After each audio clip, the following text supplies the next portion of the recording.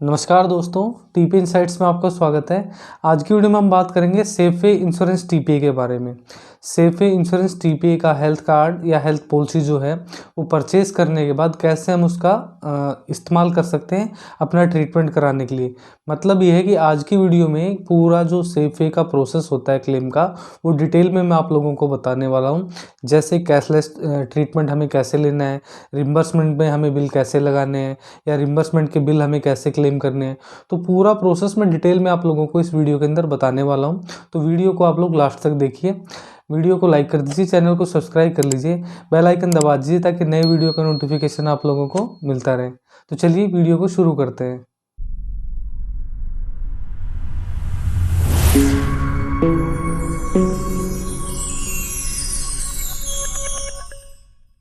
Safeway insurance TPA की policy जो है हम दो तरीके से परचेज कर सकते हैं।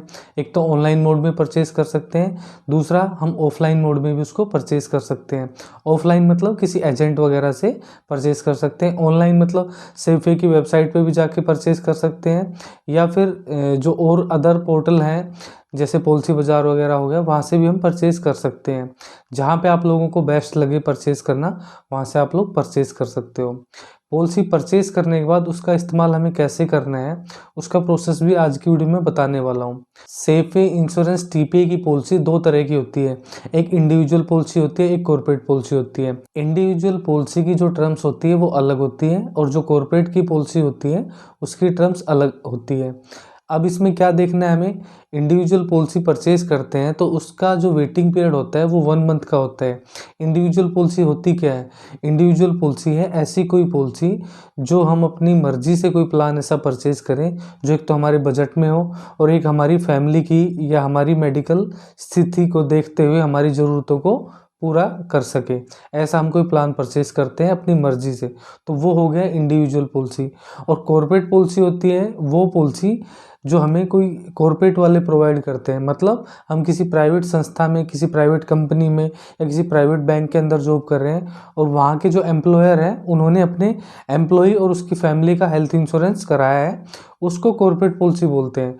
दोनों की टर्म्स में बहुत सारा डिफरेंस होता है। जैसे इंडिविजुअल पॉलिसी के अंदर क्या होता है कि 1 मंथ का वेटिंग पीरियड होता है उसको इस्तेमाल करने का, लेकिन कॉर्पोरेट के अंदर ऐसा नहीं है।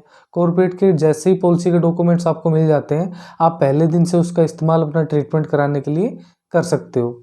अब दूसरा डिफरेंस क्या है, दूसरा इंडिविजुअल पॉलिसी के अंदर क्या होता है कि उसमें सर्जरी जो होती है वो 2 साल के बाद कवर होती है, लेकिन कॉर्पोरेट पॉलिसी के अंदर बहुत सारी सर्जरी जो होती है वो शुरुआती दौर से ही कवर होती है, लेकिन धीरे धीरे करके बहुत सारी बीमारियां कॉर्पोरेट पॉलिसी के अंदर कवर होती जाती है। लेकिन इंडिविजुअल पॉलिसी के अंदर जो बीमारियां कवर होने का जो प्रोसेस होता है वो थोड़ा स्लो होता है कॉर्पोरेट पॉलिसी के कंपैरिजन में। तो ये बहुत बड़ा डिफरेंस है। इंडिविजुअल पॉलिसी के अंदर जितनी पॉलिसी पुरानी होती रहेगी उतनी ही सुविधाएं उसके अंदर ऐड होती रहेंगी, उतनी ही बीमारियां उसमें बड़ी से बड़ी बीमारियां कवर होती रहेंगी। तो ये दोनों के अंदर सबसे मेजर डिफरेंस है। लेकिन एक डिफरेंस ये भी आता है कि इंडिविजुअल पॉलिसी की जो लिमिट है वो हम अपने हिसाब से तय कर सकते हैं कि हमें 5 लाख की लिमिट चाहिए, 10 लाख की लिमिट चाहिए, या उससे ज़्यादा की चाहिए।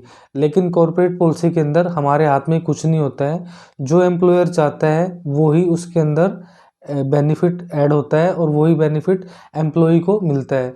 तो उसमें क्या होता है कि उसमें लिमिट जो करते हैं वो लोग, वो एम्प्लॉयर ही करता है, एम्प्लॉय के हाथ में कुछ नहीं होता। मतलब मान के चलो मैं किसी कॉर्पोरेट के अंदर जॉब कर रहा हूँ, किसी कंपनी के अंदर जॉब कर रहा हूँ, तो मेरे हाथ में कुछ नहीं है कि मैं उस पॉलिसी की लिमिट बढ़ा सकूँ, 5 लाख के बजाय 10 लाख कर लूँ, या 2 लाख की है तो 5 लाख की कर लूँ। नहीं, 2 लाख की है तो 2 लाख की रहेगी, आप 2 लाख के अंदर अंदर ही अपना ट्रीटमेंट करा सकते हो। तो ये सबसे बड़ा डिफरेंस है इंडिविजुअल और कॉर्पोरेट पॉलिसी के अंदर। अब मान के चलो इंडिविजुअल पॉलिसी में आपने 1 मंथ का वेटिंग पीरियड कंप्लीट कर लिया है, और 1 मंथ का वेटिंग कंप्लीट होने के बाद आपको अपना ट्रीटमेंट कराने के लिए हॉस्पिटल में जाना पड़ गया है। तो आप सबसे पहले क्या करोगे कि आपको ये पता होना चाहिए कि आपका जो हेल्थ इंश्योरेंस है या जो आपकी हेल्थ पॉलिसी है वो किस हॉस्पिटल में अप्लीकेबल है। मतलब आपको ये पता होना चाहिए कि जो नेटवर्क हॉस्पिटल है सेफे टीपीए से जो जुड़े हुए हॉस्पिटल है वो कौन कौन से हैं। तो उसके लिए आपको सबसे पहले सेफे टीपीए की वेबसाइट पे जाना है और वहाँ पे जाके नेटवर्क हॉस्पिटल की लिस्ट को ढूंढना है। नेटवर्क हॉस्पिटल की लिस्ट को जब आप देखोगे तो उसमें अपना स्टेट सेलेक्ट करना है, डिस्ट्रिक्ट सेलेक्ट करना है और अपना पिन कोड डालना है। तीनों में से कोई भी ऑप्शन मिले आप वो सिलेक्ट करोगे और उसमें आपके डिस्ट्रिक्ट के, आपके नज़दीक के जितने भी हॉस्पिटल होंगे वो आपके सामने खुल के आ जाएंगे। उस हिसाब से आप डिसाइड कर सकते हो कि कौन सा हॉस्पिटल आपके लिए बेस्ट है और वहाँ पे जाके आप अपना ट्रीटमेंट करा सकते हो।